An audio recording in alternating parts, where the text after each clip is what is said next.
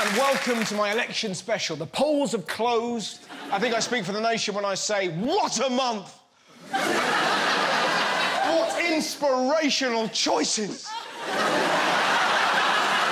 posh alpaca or a dying turkey. Uncle bullshit or anti-Semite. And the rest are just as bad. Look at them. It's like the worst naked attraction ever.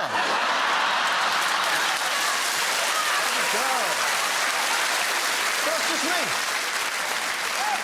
That's just me. I bet the great British public were captivated. Am I excited about the 12th of December? Not particularly. I'm sick to death of it, the same as everyone else is, really. No, I just... Oh. Not into it at all. I don't really understand much of it. I'm pissed off with it all.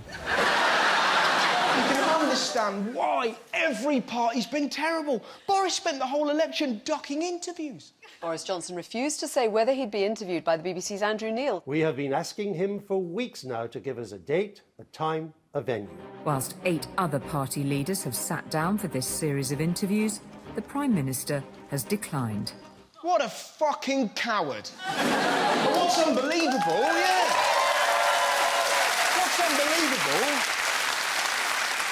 He didn't have time for scrutiny, but he did have time for selfies, scones, Bunsen burners, turkey, tiny ships, sweeties, cutlery, potatoes, chicken nuggets, where's Wally, pull my finger, football, whatever the fuck this is, and bestiality.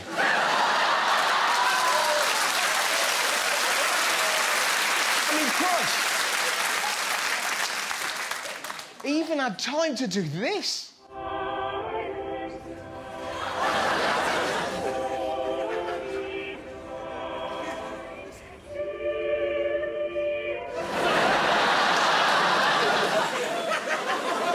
Well, here's how that should have looked.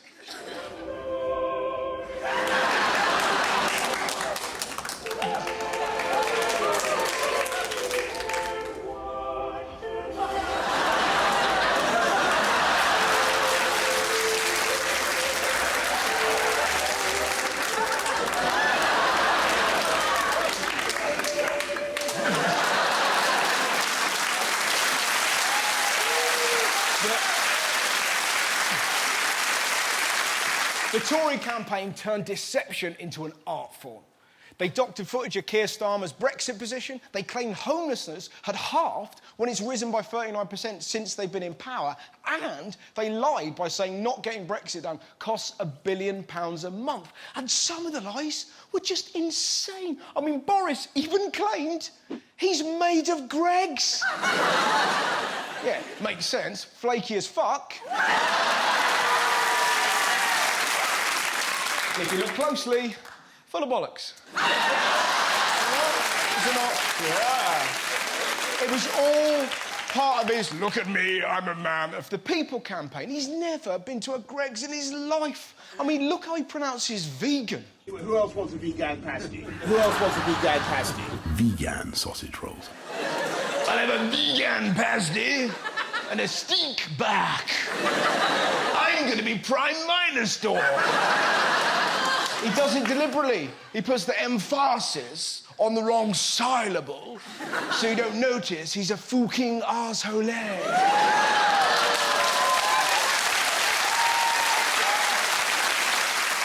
But the NHS is where the Tories have really upped their bullshit. They claimed they were going to build 40 new hospitals. Turns out they're only going to refurbish 6. Then they promised 50,000 new nurses, but there was one slight catch. It appears you're saying that you're going to have 50,000 more nurses. More nurses, but 18,500 are already nurses. Is that the case? 19,000 of them are existing NHS nurses. Do you see the problem? People are going to be absolutely baffled by your maths. No, they're not. Where are you going to go get those more nurses from the magic nurse tree? Absolutely. Absolutely.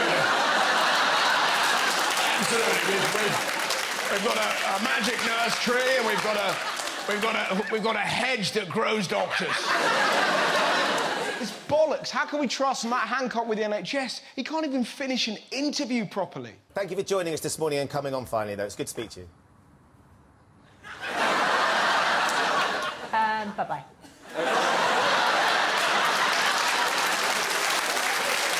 They don't know what they're doing. Boris was asked whether a hospital in Devon would get extra funding. Does this look like a man with his finger on the pulse? Hang on a second.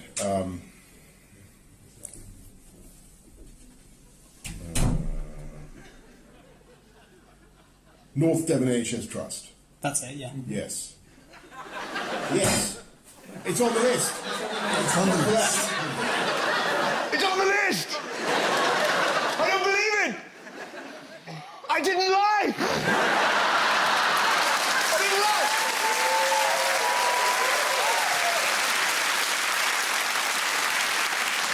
Congratulations, North Devon! You shall get a new hospital! What's frustrating, man, no matter how he behaves, some people adore him. I will be backing Boris all the way. He might not be trustworthy, but I do like him. He's been proved to be a liar. He's a liar? Yeah, but... You like him because he's a liar? Yeah, because he's human. He's one of the boys, isn't he? He's mad. 100% Boris.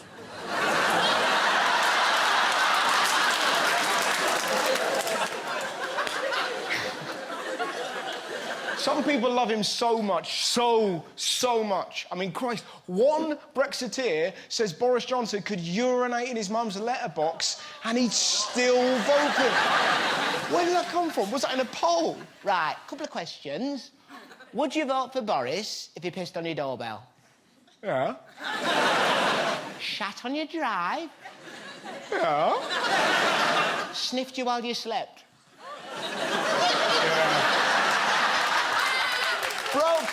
Broke into your home. I'm laughing because I'm looking at the question. Broke into your house, put on your wife's clothes and went, "Ooh, look at me, I'm a lady, Boris."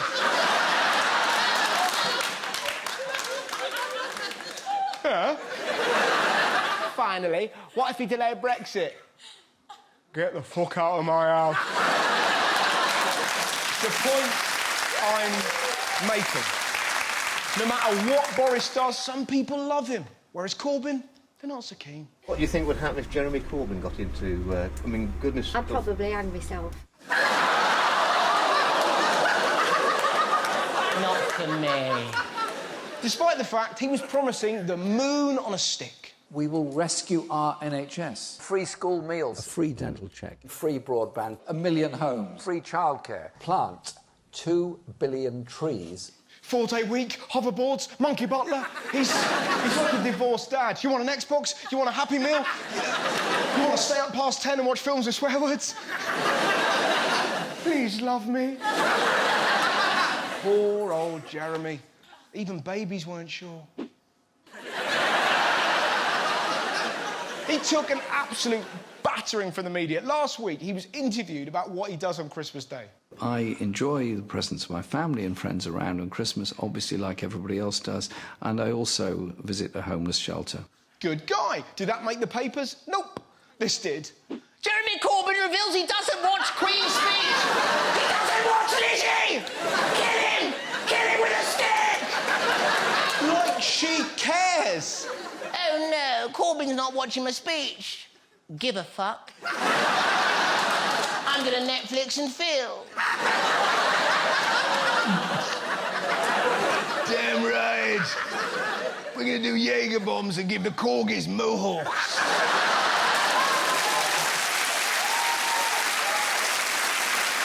The major issue that dogged Corbyn was this. 80% of Jews think that you're anti-Semitic. Anti-Semitism rose as a problem in the Labour Party after you became leader. So, in an attempt to put Labour's anti-Semitism to bed, to prove there was no intolerance whatsoever, Labour released a video for minority groups, but forgot to include Jews. Oh, Jeremy Corbyn.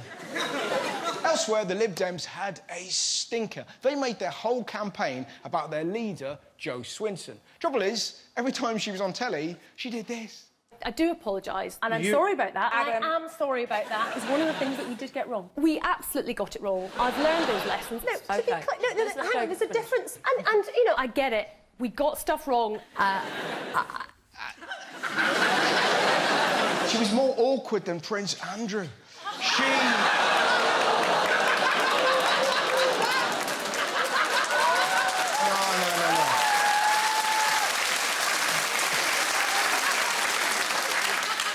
You can't go,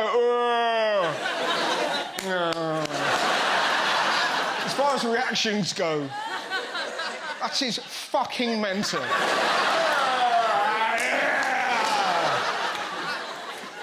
Poor old Jo. She got a battering. She got attacked for the way she eats marshmallows. Her coalition record was savaged, and she was the victim of an unbelievable bit of fake news. Jo Swinson has been the victim of the absurd. These invented headlines were covered widely and alleged the Lib Dem leader had been trying to murder squirrels in her back garden. Only in this country would a politician have to deny being the squirrel Fred West. It's been such a baffling few months in politics. So many things made no sense. Why did the Tories go door to door on an icy day? They'll hope this is not a metaphor for their campaign. Why did the Lib Dems do this? And what did Boris Johnson do to this lady? We're just here in Uxbridge today, Boris Johnson's constituency. Don't you ever mention that name in front of me, that filthy piece of Tory.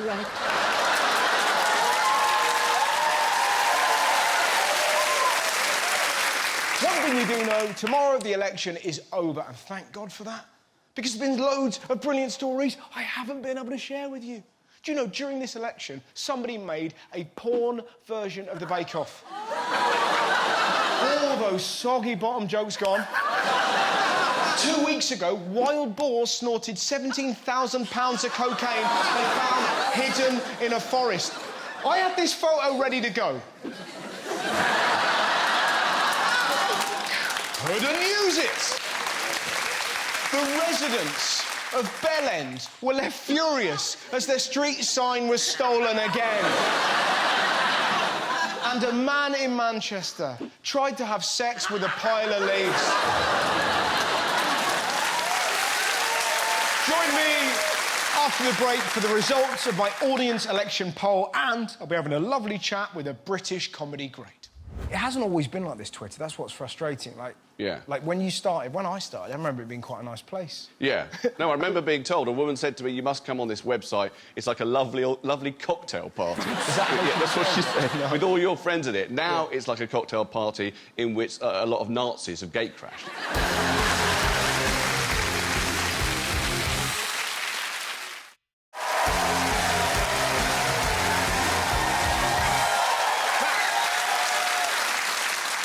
Now it's time for my People's Poll. I'm very excited about this. I asked my audience questions about the election, and now it's time to reveal the results. I haven't seen any of these, so this could be chaos. The first question I asked was, who will win the general election? Oh, 44% Tory. 5 more years of Boris. I'd rather fuck a cheese grater. And that's 5 years. Mind you, there is one positive. Look at it again. Nothing for Brexit. Now, what's next? What could we do to improve UK politics? Right, what are you going for? Muscles. What's the next one? Tasers in debates. Tasers. Mind you, the noises you get out of Jacob Rees-Mogg, imagine that. Anything else? Compulsory recreational drugs. To be honest,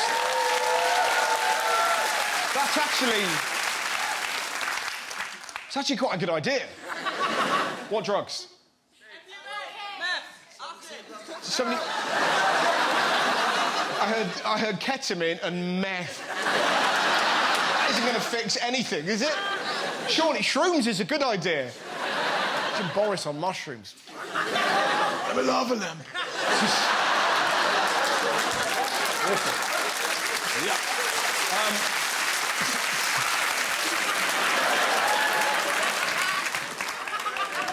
Right, what's next? What one word best describes UK politics? Let's have a look. Diabolical, embarrassing, stagnant, broken, cesspit, fuckwobble. That's interesting. I don't know what that is.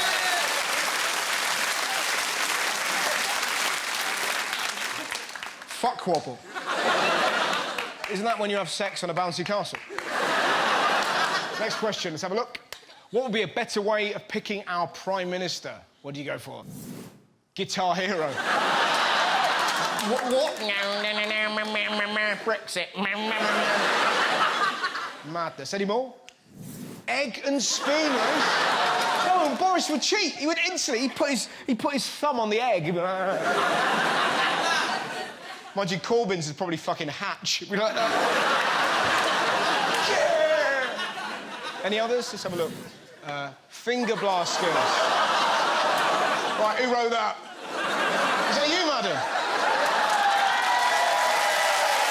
Wow. And I don't want to seem coarse, but you've got the words Gap on your T-shirt.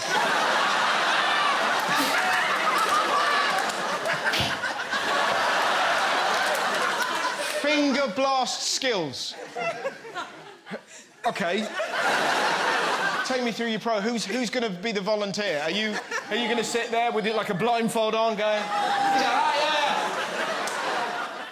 So more Foreign Secretary. Next. How is it going to work? How? You are? I love that. I haven't thought it through. Those are terrible ideas. But I love your brain. Next up, if you can have anyone as Prime Minister, who would you have and why? What do you reckon? What do you reckon? Me. God, me? What's my slogan going to be? Looking forward and to the side. You can't have that. I'm terrible. Honestly, you don't want me. I'd go for, I don't know, Barack Obama, Jurgen Klopp. Let's see, what do you go for? Snoop Dogg. Snoop Dogg. Really? Right, let's see who else you went for. Idris Elba? Well, that would get my mum interest. PMQ's is on. Fetch my mop.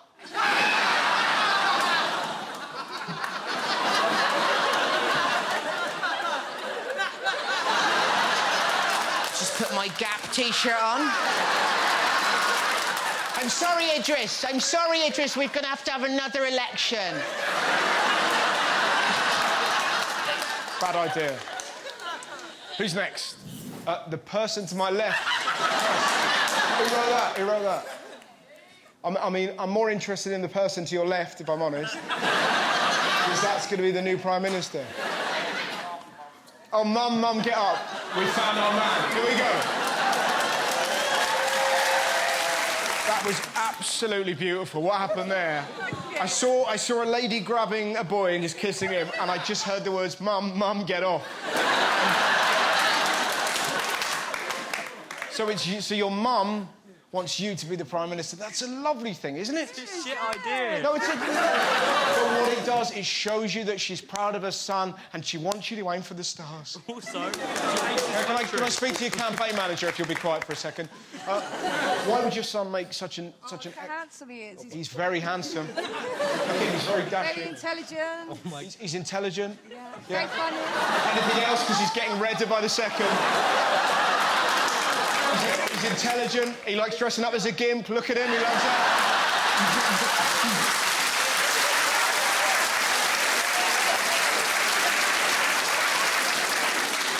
That is possibly the least scientific poll you will ever see. The whole thing's an absolute fuckwobble. But that's my audience. I wonder what the kids of this country think. Is it ever okay for politicians to tell a lie? Well, every politician has told lies sometimes, so people, if you are watching this, burn down Houses of Parliament. Don't do that. Do not burn down the Houses of Parliament.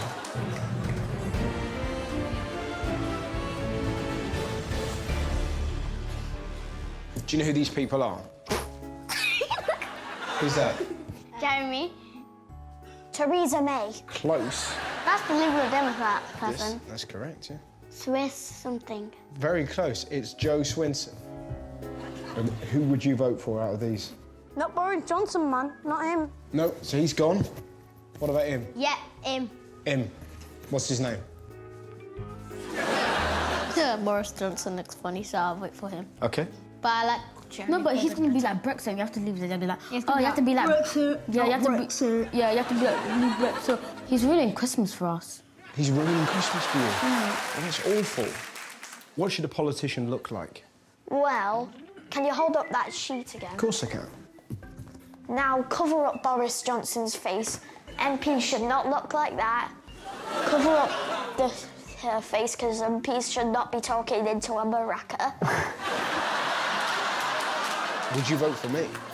Yeah, I would. Would you? What would you be? What would I be? It depends, actually, yeah. I would improve schools. Yeah, I'd give every single child in this country a blowpipe. If a teacher was getting on their nerves,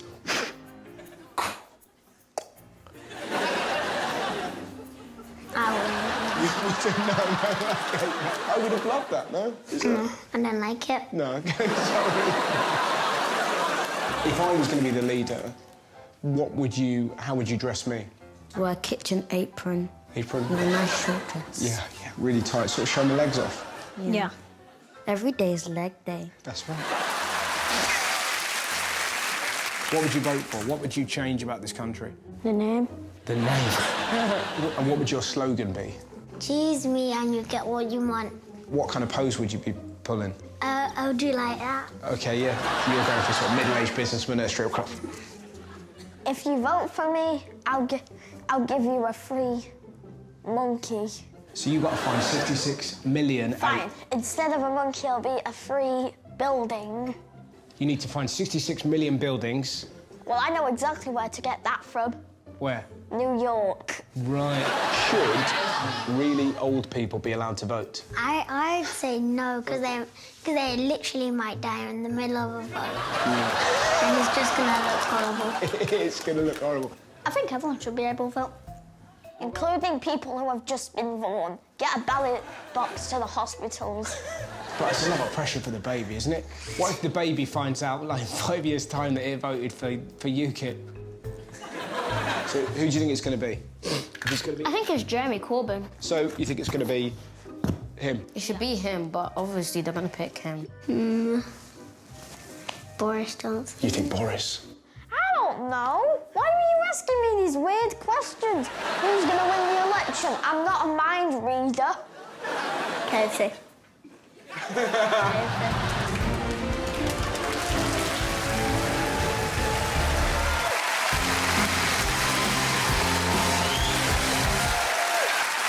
My guest tonight is an award-winning comedian, author and screenwriter.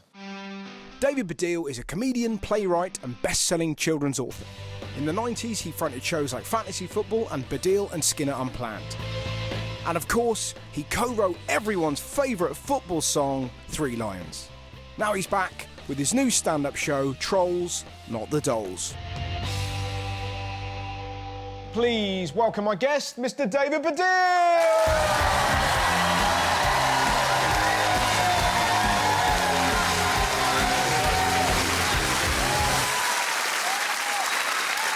Hello. Hello. How are you? I'm all right, actually. How are you? I'm all right. You enjoying the election? Yeah. Are you? Have you got election fever? Yeah, I'm crazy for it. I tell you, it's a weird old thing, isn't it? I mean, as you've sort of been pointing out throughout this show, it's an entire spectrum of twats, just entire huge political landscape of fuckwittage, and I was so depressed about the options, I stood there in the ballot box and considered spoiling my ballot. Did you? But then I started thinking, what would I do? That's a good point. To do that, because would you go for the classical cock and balls, or would the vote counters just think that's a vote for Boris Johnson? I think that's a bit of a worry. And I mean, talking of Boris, right, something that I think hasn't quite been noticed about this is, do you remember when, you know, not that long ago, Boris, obviously, he always looked like the Muppet that Jim Henson threw away, but he was sort of thought of as a maverick, wasn't he? A sort of crazy guy, you don't know what he's going to say, he doesn't toe the party line, right?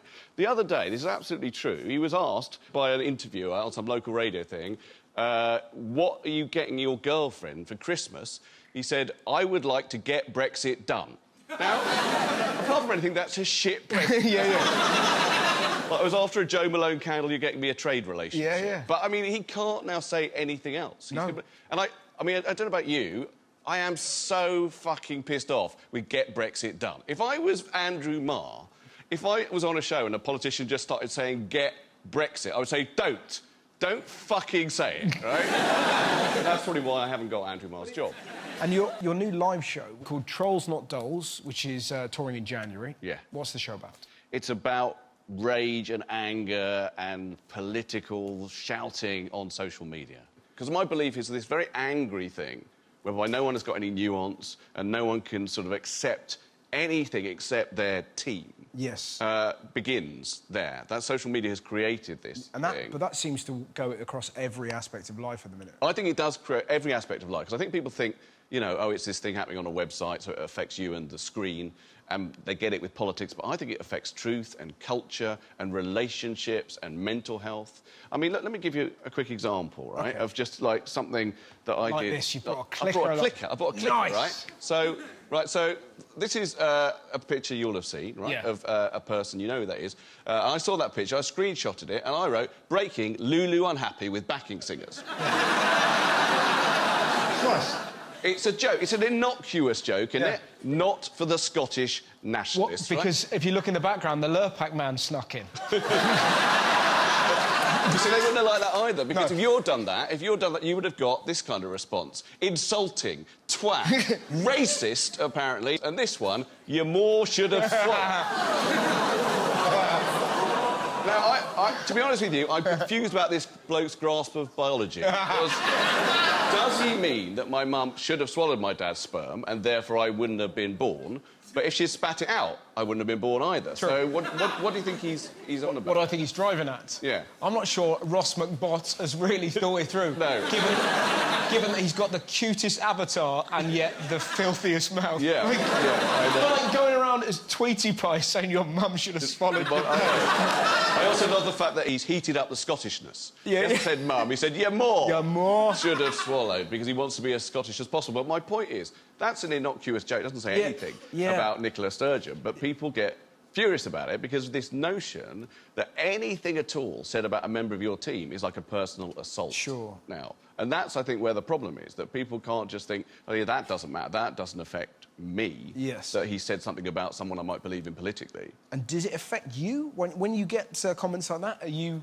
That one doesn't particularly. I have had comments that I've thought, oh, that's... But actually, my process has always been to try and deal with them like hecklers. I've always thought, you know, there's this thing about don't feed the trolls. Yeah. I always thought, well, they're hecklers, and our job as comedians is to kind of put them down, to own them in some way. Let me show you my favourite. Yeah, of course. My favourite own. I mean, one of the things about trolls as well is they always think they know who you are. Right. And they think they know what you're saying, and they will assume stuff about you in order to slag you off, right? So here's a strange example of that. And actually, this involves Corbyn and Johnson from the last election. Right. Which was, in the last election, Boris Johnson called Jeremy Corbyn a mutton-headed old mugwump. So I said, nothing makes me want to vote for Corbyn more than Boris Johnson using, and thinking it's adorable, his stupid Billy Bunter language. So I said that, but a bloke called Frank Watson has a go. He says, you haven't read much Billy Bunter, have you, at Baddiel? And I was able to say, that is not correct, and then attach this photograph. Oh, nice. That is me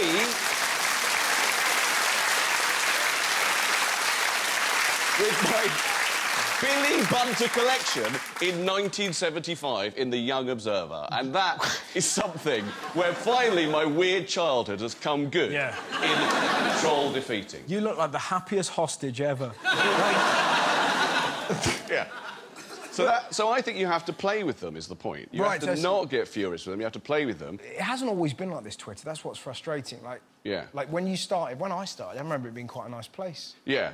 No, I remember being told, a woman said to me, you must come on this website, it's like a lovely cocktail party. Is that how she that's what she said, No. with all your friends in it. Now it's like a cocktail party in which a lot of Nazis have gate crashed, isn't it? That's what it's like. One person who's a big fan of Twitter is Trump. Yeah. Do you get stuck into him? Well, yeah, I do. I think he's a very important figure in the whole idea of how important this troll thing is, because he himself is a troll and he's president of the United States. And not just because he's on Twitter all the time, he uses that language. He uses both the typography, the capital letters, the abuse, the conspiracy theorising. I mean, this discourse of trolls is now right at the centre of power, right? And I mean, I'll just show you some stuff about him. That's the world's weirdest and most frightening ornamental chess set. Even the painting is depressed. Obviously, I respond a lot to his tweets, so this was an interesting one. Sort of thing he says all the time. After years of Comey with the phony and dishonest Clinton investigation and more running the FBI, its reputation is in tatters. I said, spelling tatters with a capital letter makes it look like the FBI's reputation is in a wine bar in Baddiel.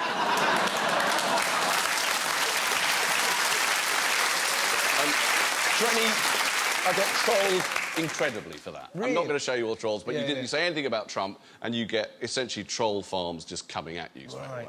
And I love the idea that he's reading them. I love that. I think he probably does. But given that he must. I love the idea he read that one and thought, Basildon, I'm going to nuke him. But in terms of talking about, like, you talk about tough subjects. You've done a documentary about, like, you met Holocaust deniers. Yeah, I did a documentary for the BBC. It's not out yet. It comes out next year. On Holocaust denial. It was actually really, really hideous in lots of ways. It's in a way the same kind of thing, which is when people say you should ignore the trolls, a lot of people say you should ignore, obviously, that the hard end of it, people like Holocaust deniers. And I would agree with that 10 years ago, because I would agree, don't give them airtime. Yes. But now, they fucking have airtime, just not on screens like this one. Yes. And that's the problem. This stuff is very widely read. So, I met...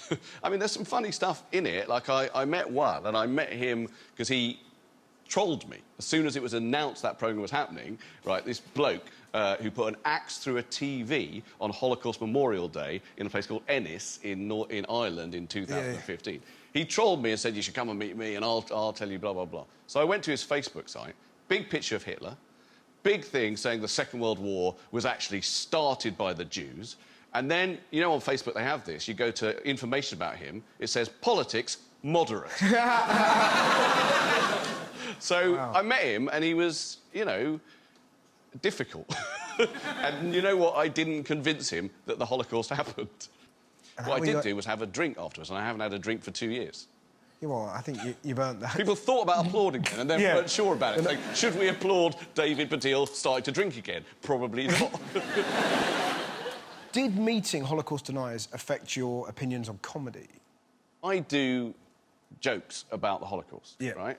It's not the subject matter, it's the joke that counts. So here is a joke that I think is fine, actually rather beautiful, about the Holocaust. So after the war, a Holocaust survivor dies of natural causes, goes to heaven, and when he gets there, God asks him to tell a Holocaust joke. And the survivor does.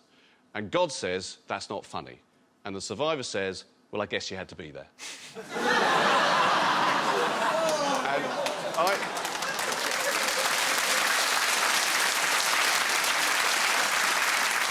And so I do think you can make jokes about it. But then, actually, Graham Linehan, the writer of Father Ted, sent me this thing, which you can read on a website called The Daily Stormer, which is a alt-right website in America.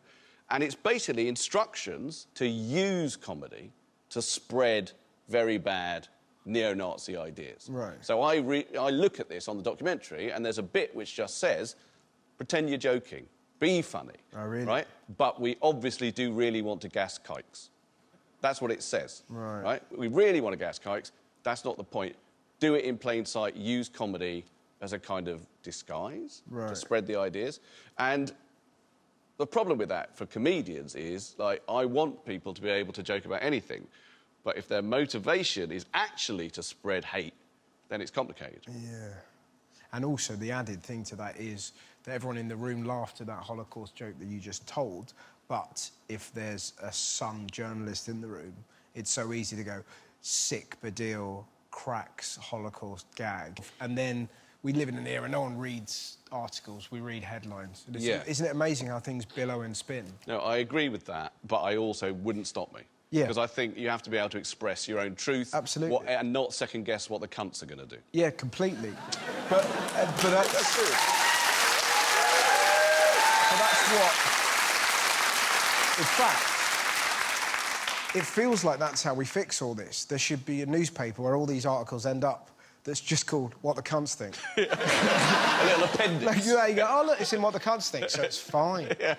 Yeah, so that you know that. Yeah. You can move on. And that's another thing I talk about a lot in the show, that truth, the nuances of truth are a real casualty of all this. But I do also think... Actually, can I just show you one more thing to sort of finish off with? Here's a good example of how I think there is a positive side to all this, right? So here I'm talking to Jason Manford, the comedian, about anti-Semitism, in fact. He's asking me about anti-Semitism in the Labour Party and can I explain it to him? And we end up talking about meeting up in Cornwall, where we both are, right? He's on tour, I'm just on holiday or whatever. And then a bloke interrupts and goes, come to Penzance if you have the time. I'll show you definitive evidence that the anti-Semitism smear campaign is a demonstrable international fraud.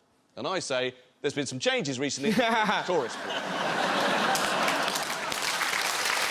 But then, right, one of my followers, James Calbrace, says, I have the poster ready. And you can see, we'll show you definitive evidence that the anti-Semitism smear campaign is a demonstrable international fraud.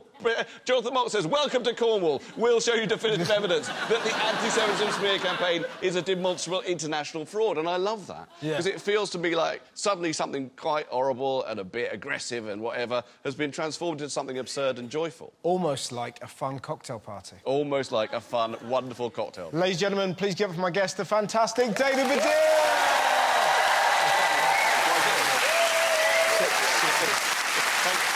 Join me after the break when I'll be having the perfect night in with Jack Black. Right. There we go.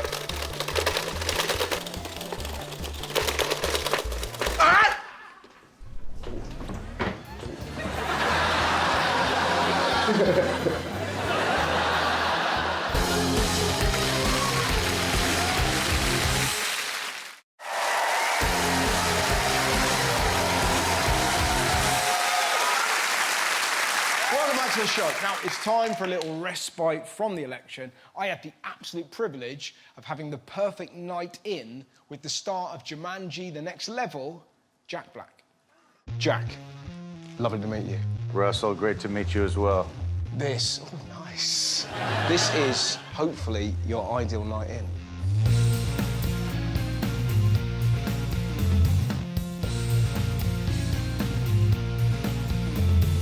That looks good, man. Yeah. I want to relax you, my friend. Oh, oh yeah. Reposado tequila. Oh, that's good. It's disgusting, Jack. Right out of the gate. Let's get this party started, right? The original Jumanji film was my nan's favourite. Oh, This yeah? is genuinely true that towards the end of her life, she had bladder trouble. Ah. So we had to put plastic sheeting down. Ah. Because there was the fear that it would make her laugh so much she'd piss herself. The ultimate compliment. So every time I think of Jumanji, I think of my nan giggling until she pissed herself. Oh, that's a good memory. Yeah. Have you ever... On the set of Nacho Libre, I did come very close, and I had to run out into a field and let her rip. There might have been some enchiladas poblanas. Right. Yeah, I didn't know that there was a camera crew capturing all the magic. Oh, dear. You could see by my facial expressions, there was a powerful release taking place. So were you trying to kind of, like, kid them that you weren't shitting? No, I should have. Everything's fine here. Just one more moment. Me and Russ are hungry for some fruit. to eat some low-hanging fruit. Do you prefer acting or being a rock star? Rocking. Yeah. Every night of the week and twice on Sundays. It's a better job. Movies, you gotta wake up at 4 a.m., hair and makeup, memorize all them fucking lines, and, you know, the stress of the and the studio and the suits and the executives and the things. But they pay you a lot better in the movies, right? If we're being honest. I mean, unless you're U2 or Billie Eilish. She got shaking and mood. Ow! Have you ever written a serious song? You know, the first song that that we wrote as Tenacious D was about a painful breakup that I had in college. At one time I could advise, but now I'm lost in my own pain. That's all you're gonna get of that song, because I destroyed the masters, and it's an embarrassing, steaming load. My dog has fleas. I can't remember how to play it. Yeah, motherfucker! Yeah! We've got a game from your childhood. Oh, yeah. It's Rock'em Sock'em. Do you fancy Oh, it? my God, Rock'em Sock'em Robots? Yeah, you fancy bang on that? You challenge me? I consider it a challenge before the whole human race, and I never lose. Let's do it. Round one. Fight. Come on, bitch. Yeah. Wait, that's me. That's what happens. And then you have to do that. Do you sort of walk around like that? Do you ever do that? After all that trash talk. Round two. Fight. Ready to go?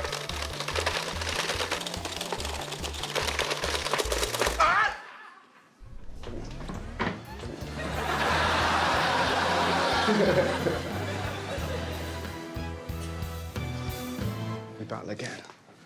All right, I think this is it. This is it. This is the tiebreaker. Round three. Fight. You can't hurt what you can't touch. Uh-oh, Jabel's got a technique. You can't get inside of it, can you? Yeah, but then what's it? Oh.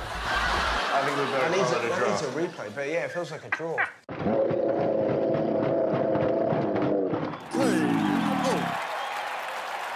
Did you ever have like kind of shit games that you play, like having no money games? I love to dig holes in the backyard and search for treasure and fossils. And one time I found what I thought was the fossil of a dinosaur. Right. I thought it was like a saber-toothed tiger. It turns out I had dug up the remains of the previous owner's cat. Oh my God. But I didn't know at the time. Yeah. Because I was so young, I still believed in the tooth fairy.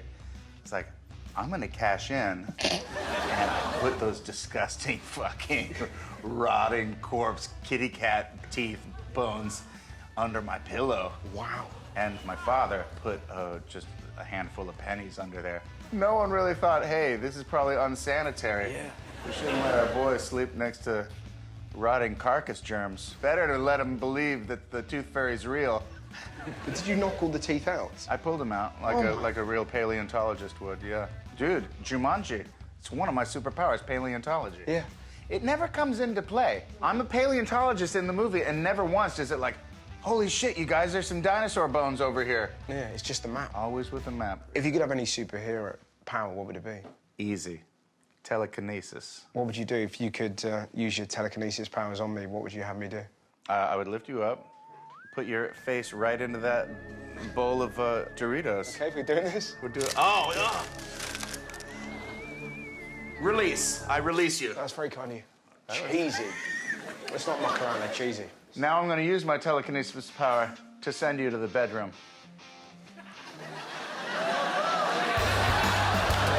Kill. That's me, so I'm the Rock. And dude, check out how they got my dainty stance. Yeah. Check that sassafras on my stance, my power stance. Is this peculiar for you? I must admit that I love it. I love being an actual avatar in an actual game. Oh, God, dude, you're just kicking my ass. Look how mad the Rock will fight a wall. I know that the game is called Jumanji, and I'm in Jumanji, but I don't know what the fuck I'm supposed to do. So, I've got a Jennifer Jason Leigh pillow for you here. This was my high school crush. Right. Jennifer Jason Leigh. I don't know if you saw Fast Times at Ridgemont High. And did you have posters of her up? Were you that kind of kid? I didn't have posters of her. I never did either. It just felt weird because you're basically telling your mum what you wank over. Yeah. Do you know what I mean? It's sort of like you don't want to give her a clue. You want to keep her guessing. Have you met her? Jennifer Jason Leigh, we actually worked together. On a little movie called Margot at the Wedding that no one saw, but it was actually very, very good. It's a nice film. Oh, you did not see it. It's a nice film. I can tell that's a compliment of a movie that you haven't seen. It's a nice film. Well, you know, you've got to say these things. You don't have I've seen lots of your stuff. I'm just trying to ingratiate myself. That was so fun. I think it's time to turn in. We've actually got some special sleeping bags made. I noticed. And, oh, Poe, look who's here. He looks startled. Poe's seen some shit. This has been an absolute pleasure. What a fantastic night in. The pleasure was mine, Russell. Good night, Russell. Good night, my friend. Good night, Poe. Good night, Jennifer Jason Leigh. He's already gone. Good night, alien hand.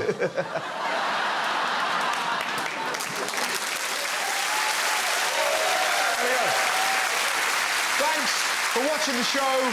Tomorrow we'll wake up and find out just how fucked our country is. And I'll see you next week to try and make sense of it all. Good night, my friends. Good night.